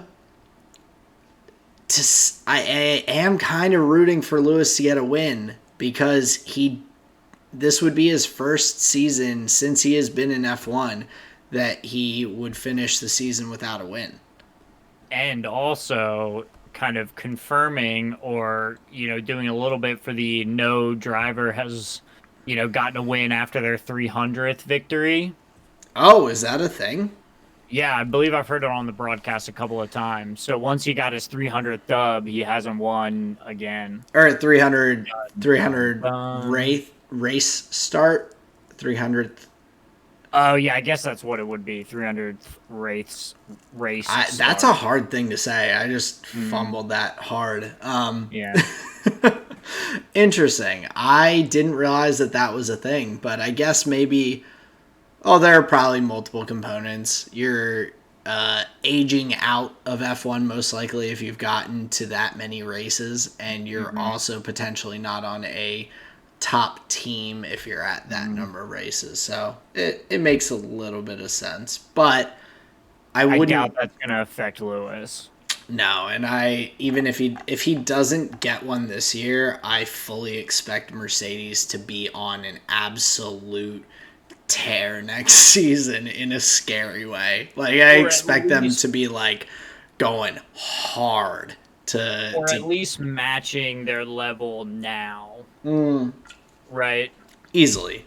Yeah. I expect them to be competitive more from the get-go next season. But we still got 3 races to go, so I am looking forward to we got Mexico, Brazil, and then Abu Dhabi. Yeah, I believe so. Looking forward to this weekend's race, which is in Mexico, like you said. Hopefully another weekend for Checo to delight the fans. Obviously, it was a Red Bull 1-3 last year? I think so. Or maybe Max didn't finish, and maybe just like Sergio was like P2 or P3 or whatever it was. But yeah, crazy fanfare at the Mexican Grand Prix. We know the Mexican fans are ravenous for good motorsport. So I think it's just going to be fun to be in Mexico again. I kind of love that track. Yeah, looking forward to this weekend's race. It's a cool circuit, so I'm looking forward to that as well. Let me go ahead and just check what that finishing was last year. Yeah. So yeah, it was Max 1, Lewis 2, Checo 3rd. Gotcha. That's what I thought. I'd love to see Checo win in Mexico. Or at least hit the podium again. Like that was insane. That was insane. Like to see his home crowd like just going nuts over like. And not only was it just the finish, like it was actually an insane race from him too. Like the performance was great. Yeah. Well, it's like it's not super common for F1 drivers to win their home race either. Right. Like obviously Lewis has done it at Silverstone, Max has done it. Outside of that, like I don't know if there's too many like other ones. Like it's different for a constructor to win a home race, but like Danny hasn't won in Australia. Like there hasn't been a Japanese driver to win at Suzuka or the Japanese Grand Prix. And then of course there's a lot of other drivers that just aren't from countries that necessarily have races either. So that's a like something that I think we're slightly or we don't think about as much because in particular we have Max and Lewis who have both won their home Grand Prix and Lewis like a bajillion times. So it would be amazing to see Checo win. So I'm looking forward to Mexico. We've got that coming up. Not this weekend, but or wait, no. Is it this weekend? pretty sure. Yeah. Oh, I think it is this weekend. For some reason, I was thinking it was next. Yeah, But Mexico, 28th of October. yeah, so we have Mexico coming right up before we even know it. Looking forward to that. But we do, of course, have League of Legends to get into as well. So, Justin, why don't you lead us off into the quarterfinals? Do you want to just go through it? I feel like going through it in order is probably the easiest way to go, since that kind of is the general excitement building of the series. Yeah, no, I think that's a good point. Although, to be fair, just like in the spirit of time, like just being reasonable, I don't know how much you want to say about the first two series. Like, I could sum that up in a couple of ideas for you. Go for it. Where I think the first series, China's first seed JD Gaming up against LEC's first seed Rogue, who both teams performed really well in the group stage. Rogue looking like of all of the Western teams, maybe they would be able to take a game off the Chinese powerhouses. And in game one, it looked like it was a possibility, but a long shot. Rogue was at least making positive moves towards the affirmative. JD Gaming, somewhere around the 25-minute mark, just shut that down, went full steam ahead, and then Rogue was literally just out of the series. They got steamrolled in the second game, got steamrolled in the third game. The And top side of their map was just so much weaker yeah, for Rogue than JD yeah, Gaming. That was yeah, purely the difference, in my yep, opinion. I agree. Comp and Trimby played fine in the bot lane against Hope Mm-hmm. and Missing. Larson played fine against Yagao. Eagle I went mean, deathless in the last game. last two games. Mm-hmm. So, but Malrong and Otawamna were just not quite up to Kanavi and 369, and primarily due to, in my opinion, Kanavi's just ridiculous play. He played extremely well. They knew where to focus. They were on point with that. So yeah, I don't have much else to say about that series. So sorry to Rogue, the last Western hope of this World Championship. They got clapped pretty hard. And so did RNG. RNG, like, it was, there were some tense moments and some tight games, but uh, similarly ended in a 3-0. Much closer series though than the first with JDG and Rogue. Yeah, I would definitely agree with that. The thing that fascinated me about like looking just at the series from the T1 perspective, the way they picked apart Wei's jungle, like they knew everything that he was gonna do to the like down to the pick and bans, like starting game one, picking away the Graves, which just going into that matchup was going to be RNG's like number one champion pick to like get some agency in that series. T1 sets up a draft where I believe they first picked the Graves and then just said, RNG, whatever you have, it's not going to be as good as, Yeah, they Way. did first pick the Graves. Yeah. Yeah. Yeah. First take it away from Way. And I just think that was a great approach Oh, from absolutely. the side of T1 where it is such a jungle focused meta right now. I mean, like some of the biggest playmakers are coming out of the jungle. The Sejuani pick is massive. Like having crowd control coming out of the jungle pick is huge. So I think just like honing in on that strength from RNG and trying to take that away just opened up T1's like possibilities in the series. Mm-hmm. Another factor that I really like from T1's like draft was the switching around of the bottom lane. They played three different bottom lanes Yeah. in three different games. I think that shows a mastery of the bottom lane meta currently. You have the very new, very experimental Ash Heimerdinger lane that we saw come out in the I believe it was the um Well, I think C9 played it, but a number of other teams did throughout the group stage. right, Um, we've seen it. We've seen it a little bit. T1 picks it up here, and then we saw it later in the series, played by Barrel. Yeah, played by Barrel in the EDG DRX series. But I just thought that showed like big time flexibility from the bottom lane of T1. They basically played like all three different styles that are available right now. And they just kind of killed it. Even in the second game where Zayas goes 0-8-10, like they still like get their teeth kicked in the top side, but Guma and Keria are holding their own like to such a degree that an 0-8 top laner actually didn't even matter. A 7-2 Fiora actually didn't even matter. T1 was able to play in such a controlled style, like during the team fights, that Breed just got shut down, and they were able to play it out. Guma never dies. I mean, it was a pretty interesting series from the T1 perspective. It was, and Guma was an absolute stud throughout. Like Mm-hmm. he has looked so good. He is in phenomenal form. So I'm really loving watching him play. But um, just in general with T1, I think what I found the most interesting was that they are really not playing the same style as we're seeing from a lot of the other teams.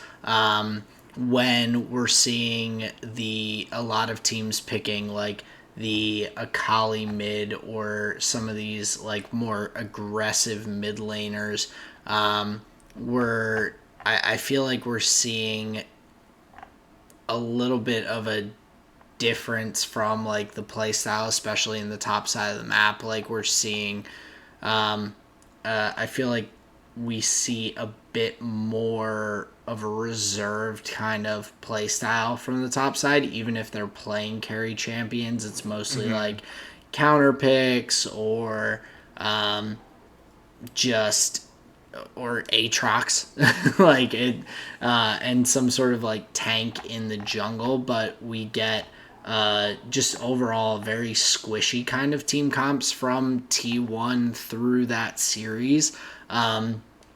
Particularly in game 1 and 2, they were extremely squishy and like going for very aggressive kind of comps where your focus is team fights. But in the third game, with just everything going their way, they ran through the MSI champions RNG, and like you said, they kind of had way just stunted from the get go, Mm-hmm. and They we're knew what he wanted to pick. They knew what his routes were going to be, just and they just, super smart drafts from yep. T1, even though they were picking some stuff that was like less common in the current world's meta, at least, whether it's the Ash Heimerdinger or taking the Jason Viego. We haven't seen those picks very frequently at all throughout Worlds. We've seen the Viego much more than the Jace. Mm-hmm. Even Varys Tom Kench has not been a very popular bot lane either. So in general, I think their ability to play these like different comps, especially ones with not much crossover to the meta in terms of champions, is like huge, because going into the semifinals, they didn't have to show hardly anything, and what they showed was very different from what a lot of teams are playing in terms of champion picks. So the flexibility that allows them as they go deeper into the tournament is huge. Mm-hmm. Yeah, I would tend to agree. And they have JD Gaming in their semifinal matchup, so that's definitely going to be a tough one. Both teams 3-0ing their opponents. So I think we're going to have a very different series than what they were able to do to their opponents. I think maybe matching up with each other will be a little more even. So that's the first semifinal match we'll have between JD Gaming and T1. Yeah, at least more even on the JD Gaming side, because I do think RNG was a very good team, but I think T1 exploited them. I think RNG was a better team than Rogue. but it's going to be interesting because Gen or RNG gave T1 a lot more difficulty than Rogue gave JDG, so Mm-hmm. I think it will be a pretty competitive semifinals matchup. Sure. Gen G and Damwon Gaming. Um, I don't even know where to start with this. That was the other two series were both just bangers with the 5 games and everything. It was just unreal. Yeah, what was crazy about the Genji Damwon Kia games is like it left the conversation of just being about pick ban, just being about like what champion gained a gold advantage, like who ganked where, like those have told the story of so many of the games. But the interesting thing about the Genji Damwon Kia game is it just came down to the team fights. And there were many, many scenarios where the team that won a game was the team that was down in gold, or like the team that like won the game made a comeback or whatever it was. So the series was way, way more competitive that yeah, than the previous two, and I thought it was fascinating, honestly. The one general note here for the whole series I have is just team fights crazy. Yeah, I mean it was like especially with game 5, that one had I felt like flipped back and forth like probably 3 or 4 times with who I felt like was leading or could even potentially close the game out at some point, and then all of a sudden I was like, oh nope, the game's going to continue, and then there would be another thing, other side would win that fight, and I'd be like, oh, they're gonna close. Nope, they're not gonna close it out. And then it just was just this ongoing thing. I mean, we had a 45-minute game. That's pretty ridiculous in current meta, Hmm. and game length and everything. But in general, for me, I was super impressed by Peanut and Chovy. The two of them played, I think, very well throughout the series, including the games that they lost. I think, unfortunately, particularly in Game 4, they just got behind so far, and just or not so far. They got behind too far early, and Damon's team composition. I mean, you've got Viego, Renekton, LeBlanc. Um, that's a tough position to get behind against such aggressive champions that have a huge amount of burst potential, and with the resets that Viego gets, it put them in a really bad spot. But Hmm.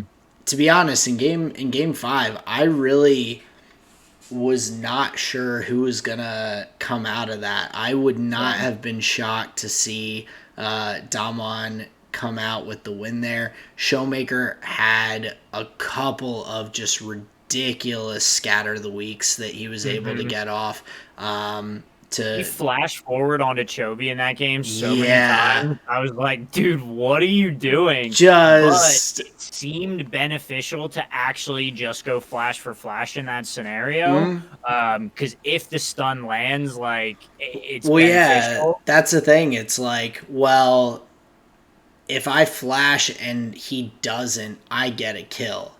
Hmm. Worst case scenario, I flash, he flashes. Like Right. that's like worst case scenario, we're still even. But Dude, it was unreal how like he was Showmaker's. I mean, and Chovy, they're both fun to watch, but Showmaker was like really getting after it. to be fair, I think Showmaker was the standout player of the whole series in my mind. Like in the games that Damwon Kia came back, it was because of so in game two, Damwon actually had a chance because of Showmaker's Azir. Game three, it was Showmaker against Chovy's Azir. He gets the 1v1 outplay in that red side jungle and Oh, just pushes that advantage home. Like just kicks that door down. So he's like, MVP in my mind of game three. the 304 performance in game 4, like in my opinion, I think Chovy or Showmaker was the most impactful player for Don Juan Kia. And if they were going to win that series, it was on their back. Oh, There was actually a 100%. moment like in that final fight, Showmaker hits the stun on Ruler, even like he did his job. Everything else was like up to the fates, right? Yeah. And there's even actually a moment like, because to be fair, I do believe the whole series came down to that fight. I think there were choices made that could have made it go another way. Like Hmm. Duakdam was like shooting, I believe it was Doran's Gnar like 2 or 3 times where Lucian was like moving towards him. Where if those 2 or 3 auto attacks were put on Lucian, maybe Lucian dies instead of the Aphelios. Yeah. Aphelios could then finish off like it. It seriously was Well, that dynamic of a team that fight. a couple of missed ultimates from the Aphelios and Duakdam, like there Yep. were a couple of just ones that completely whiffed in Yep. team fights to like start off team fights, so they're Which is a automatically lot of like damage. yeah, so they're not only not doing the damage as they're starting off the fight, but they're also losing a key ultimate in that scenario as well. Mhm. So I think that is unfortunately Damon's kind of tough spot that they're in because I think that they have very talented players, but I Oh, think I think they that played insane. I that think they played up to the level of Genji, honestly. I think that they did too, but unfortunately, to get over the hump, I think that there are probably some changes here or there that they may need to make because, Mhm.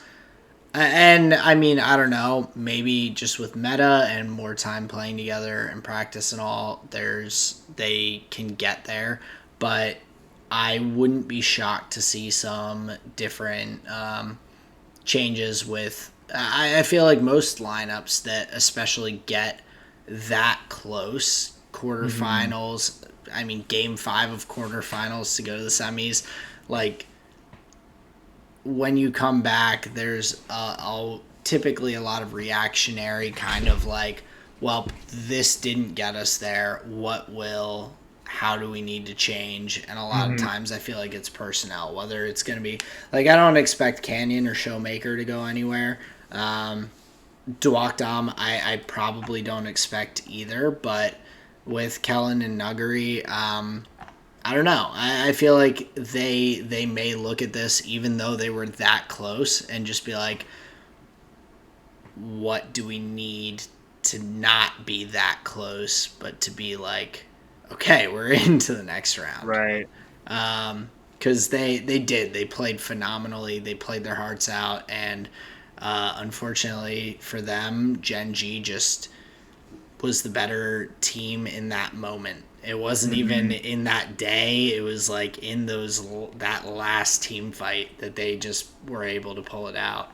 Um, Dude, I mean, Peanut was like at a quarter health. Like it was like of the opportunities that they were gonna get in that game, that was it. oh yeah, And they pressed the advantage. They looked for the fight. I'm pretty sure they were only like 4K gold down, and they had come back from worse in that series. They were mm, like there was a game where they were like 8K gold down, and like that to me is the most impressive difference, like between just like a cut rate team and one of these teams. It's like oh knowing how to play from that disadvantage and find that exact like advantageous scenario for you where you can say like, okay, we can win this fight, and then you take it. And yeah. I felt like that was Damwon, and they looked for their opportunities actively. They did not go out with a whimper. So I think Genji versus Damwon was a great series, and I think a great showing from both squads. Truthfully, Oh, absolutely. I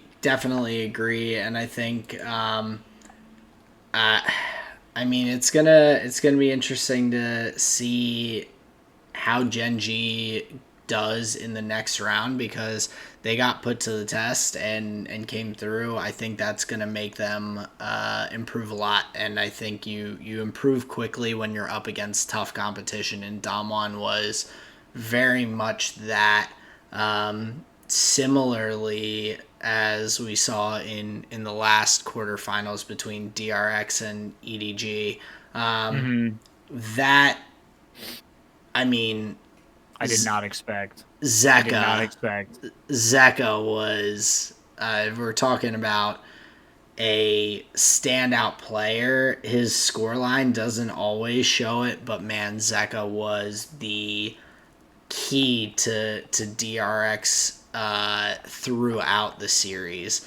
He had so many just big plays, and no one else on the team, I think, other than maybe Deft, could have shifted the series the way that Zeka did. Some of the ultimates that he had on Akali, even in game two that they ended up losing, like Hmm. he was being able to isolate different players, either chunk them down or get kills and everything, and keep that game very very tight. I mean, the gold difference was less than 1,000 gold at Hmm. the end of that game.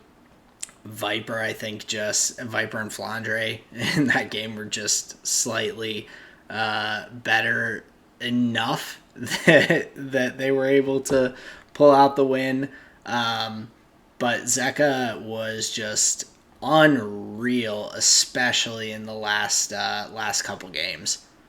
Well, and it's really easy to get that like that big stud vibe when he is just like solo killing Scout like once, Yeah, twice, three times on the Silas in the Silas Akali matchup. Like the first time in lane, okay, he took a turret shot, like all right, right. no big deal, no big deal. But then he does it again, and then he does it again, I and then he was just finds him in the side lane over and over and over. And it's just like, okay, this is brutal now. This is just oh, brutal. I was not expecting that, and No, just neither was across I. the board, like it was. DRX is a very interesting team because they are also playing like kind of like I was saying about T1. They're playing a few non-standard picks, primarily with the they pulled out the Ash Heimerdinger. They pulled out It did not Ezreal look good for Heimer. them, though. No, The it didn't. Heimerdinger did not look good for them. But the Ezreal pick did Watch not Death's look best back champion. or did not look bad. It is, but at the same time, it's not. I mean, I'm gonna check myself here on champion stats, but Ezreal, where is he? He's got to be down this list somewhere. Are you looking at his win rate specifically? I'm curious. So Ezreal, he's been picked in 6 games. He's three or no pick. Oh, here we go. He's been banned in 6 games. He has been played. I lost him trying to look at the top. So he's been played in 4 games. He's got a 25% win rate, I believe. He's Hmm. lost 3 and won once. Um, so not really a common pick at all in this world's meta, and No. Deft had played or just played him so well.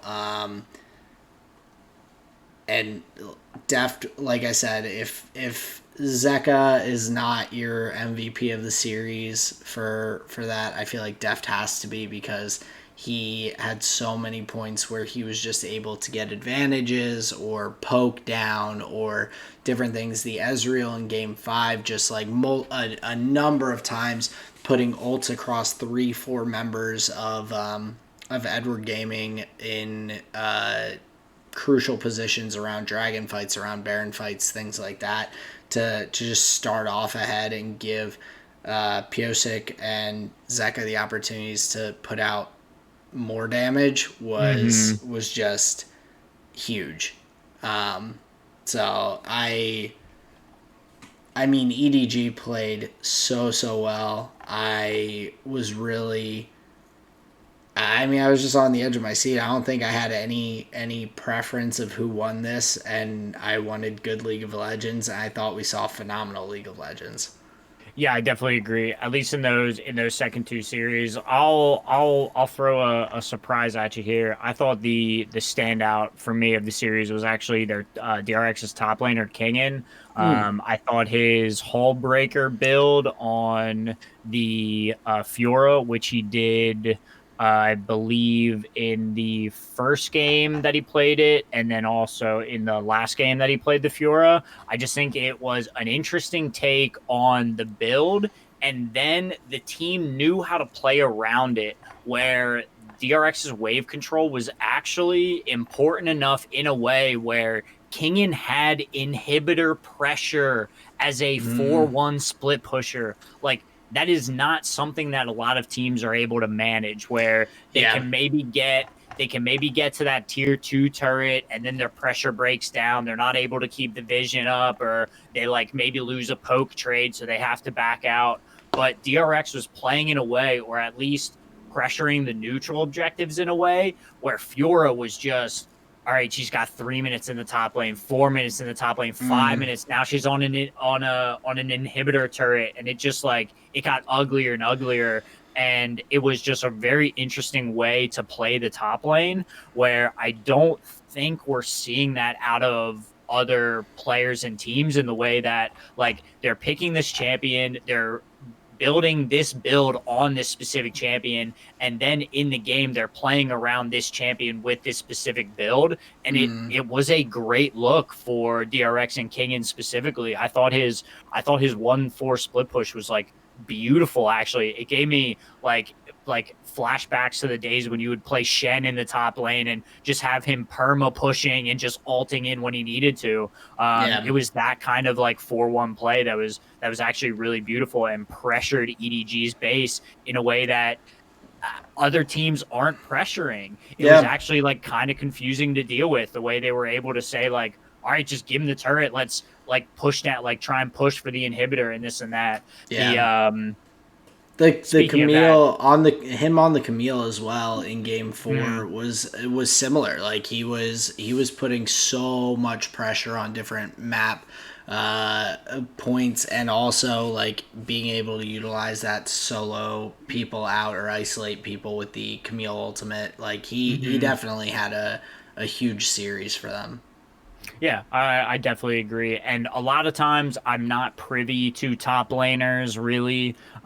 They for whatever, they just don't stand out on the page to me. But this top lane performance really did. I thought it was an interesting take on the lane. Yeah, and I will say the other just singular moment that sticks out in my mind. There was one point in Game 4 where uh, there was a team fight in the bottom lane later in the game, and Deft used the Callista ultimate to pull Barrel in, and I think they must have held it as long as the Callista ultimate lasts before throwing Barrel back out, because it almost seemed like EDG forgot that they were in a 5v5 and like took the fight or continued the fight almost in a 5v4 sense, and then all of a sudden the Ash got Mm, thrown back out, stunning up one of the members of EDG, and then just the fight immediately went downhill for them. And it was just gotcha. it was like a single moment that stuck out that I was like, man, that was like next level. Like they held it so long Hmm. that I genuinely was like, I think like I almost forgot. I was like, Sure. it was almost like when you're watching a team fight with a team with Yumi, where you're just like, oh, it's a 5v4, and then you're like, oh wait, nope, the Yumi's just sitting on that person. Like that was Hmm. the same like thing that flashed through my mind. So super excited for both these series because I think T1 and JDG, neither one really had quite the tough matchup, so it's hard to gauge really where exactly they are. So I think that makes that super interesting. And then Genji and DRX both coming out of some hard fought, like they're going to be on some emotional highs. Probably a little less so. It's probably tapers down over a week leading into the semifinals, but still, after some emotionally exhausting series going to 5 games, that's going to be interesting because I think they both. Oh, they obviously have a lot of experience playing each other, and they both have some really talented talented players on their roster. So Hmm. Yeah, remember for DRX, like they, for all intents and purposes, like they should have lost that series. Like most of their dubs were like come from behinds, yep. right? They had to make the play. Remember, they were play-in stage team, so they Mm-hmm. have a lot of matches played. Yeah, They it's have a hard to lot of remember games that in. they've now played. Let's see. So DRX 5-0 Hmm. in the play-ins. Then in the group stage, they played another. What is that? Another 6 games, Another, well, 7 because they had right? the tiebreaker. So Tiebreaker. 12. They're at 17 games now. Yep. Um, where like Cloud9 played 6. Right. Like, That's what I'm saying, man. This is yeah. like the final form of DRX, but like they've just been leveling up and leveling up. So yeah, just to your point, I think DRX versus Genji is going to be a very exciting series, as will JDG versus T1. So if I understand that correctly, that is China's first seed versus Korea's second seed, and then it'll be Korea's first seed versus Korea's fourth seed in the Correct. next two, or the two semifinal matches that'll be coming up this weekend. Like I said, JD Gaming versus T1, and then Genji versus DRX. Yeah, so a lot to talk about, a lot of good games. But any final League of Legends notes? No, and I'm gonna save your ears here. My magic notes aren't all that exciting. Maybe I can lump it in for next week. Let's just not go too far over on time. Let's just try and get these people out of here. Aaron, why don't you give me your flavor of the week here?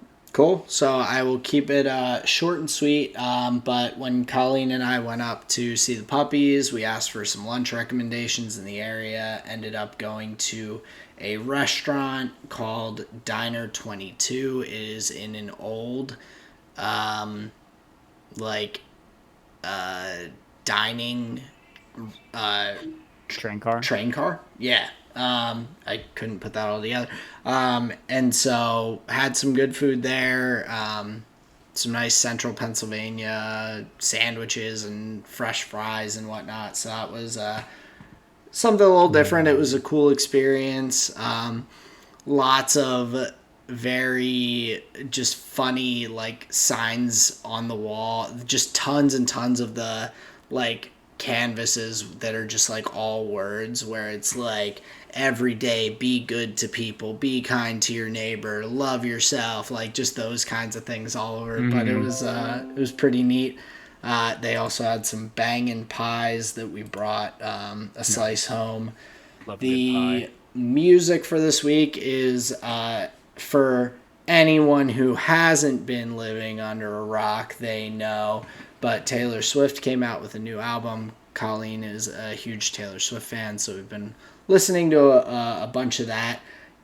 Personally, I have mixed feelings on the album. I Mhm. think that there are plenty of like solid songs, similar if you're a fan of her other music that you're going to be a fan of those. But I think that the songs that I consider to be like not great songs on the album are some of her worst ones in my opinion that I've heard. Mm. So, I think that the album it's got some highs, but it's got some lows. So Gotcha. see if anyone has opinions on that in the comments. But my visual medium, Colleen and I are also watching through a Netflix series called 28 Days Haunted, and it's Mm. basically those like Ghostbuster type people. They have I think 3 or 4 sets of them that they've sent out that this like I guess the production people have sent out to different locations that they don't know where they're at.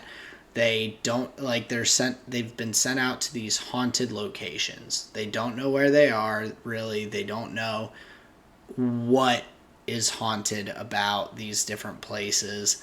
They basically know nothing other than, hey, we're sending you to a place that has had recent haunted reports and whatnot. And so the investigators are there living in whatever place that is for 28 days, and you get to see them use these different methods and things like that to try and kind of uncover or figure out what's going on. Or the idea of it, or the concept, is there's this 28-day method that as you are in this place for longer, where there has been kind of crossover from the paranormal world to the human world or whatever, that the longer you are interacting and there in that presence, the like easier it is for things to kind of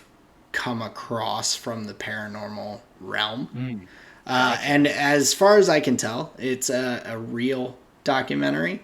I think it's real, and it's very interesting to see the kinds of information that these, like, whether they are just paranormal investigators, some of them are psychics, things like that, like the amount of things that they piece together about the location that actually match up with legitimately like whatever backstory the place has is very interesting. So we've been enjoying watching through that. I would recommend it if you're into paranormal spooky stuff, now that we're coming up on Halloween in the next few days. So spooky season's in full swing, baby. Absolutely. But that is my flavor of the week. What have you had going on? Tell the people, tell me. Looking forward to it.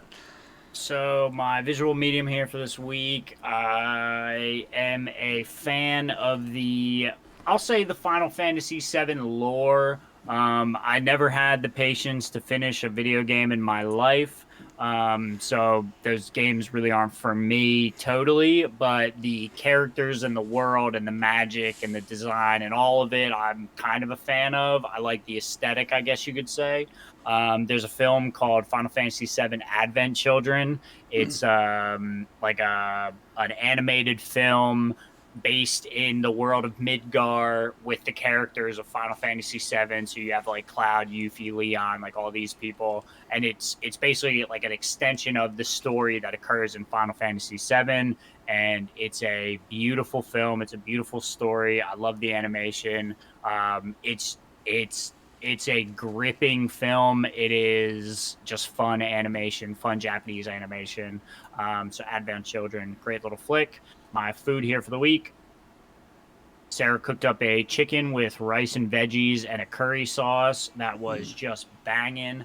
The chicken had just like, it soaked up all of the flavor. The rice was amazing. It was a really good meal. Whenever Sarah does it, she does it big, that's for sure. And then my music here for the week, just a funny little story. My CEU class, on the way home, Sarah told me, she was like, hey, like, would you put your music on? I tend to like your music a little bit better. And I was like, here's what we're going to do. I'll do my music from last week, RTJ4. I've been jamming to it. She's the one that bought me the vinyl. So I was like, let's, because like now I know the songs. Now I can kind of be like, oh, like this is good shit. But we got like 40 seconds in and I didn't hear any curse words. They were all just like silenced out. I was like, God damn it. When I bought the album like 2 years ago or whatever, when it came out online, bought the censored version. Yep. So you can imagine how quickly I just turned that off and was just like a dog with a tail between my legs. Like, that wasn't cool at all. So it was just like really lame. That's So funny though. yeah, if I want to hear the curses, I'll have to put the vinyl on. But yeah, Run the Jewels 4, great album, and yeah, that's my flavor of the week here for the week. Nice. That's definitely a fun anecdote. And so next time you'll have to play it for her with the uncensored version. With all the fucks included, yes. Exactly. But, ladies and gentlemen, that does bring us to the end of this week's episode. Thank you, of course, as always, for listening. We really appreciate it. So, you can always find us on Spotify, Google Podcasts. Check us out on YouTube. Hit us up on Twitter. At Tall and Short of One, which I believe we'll be able to get because YouTube has just recently dropped handles as well. So I think we'll be able to get that as our handle for the YouTube. So it should be soon, youtube.com/tall and short of one, the number one. That is pending. But thank you as always for spending time with us. Join the Discord, tell a friend. New episodes every Thursday. If you enjoyed it, leave a like, leave a comment, subscribe if you want to see more. But yeah, just like Aaron said, I just want to thank you so much for tuning in. Thank you so much for spending your time with us. This has been another episode of the Tall and Short of It podcast. Peace out, everyone. Later.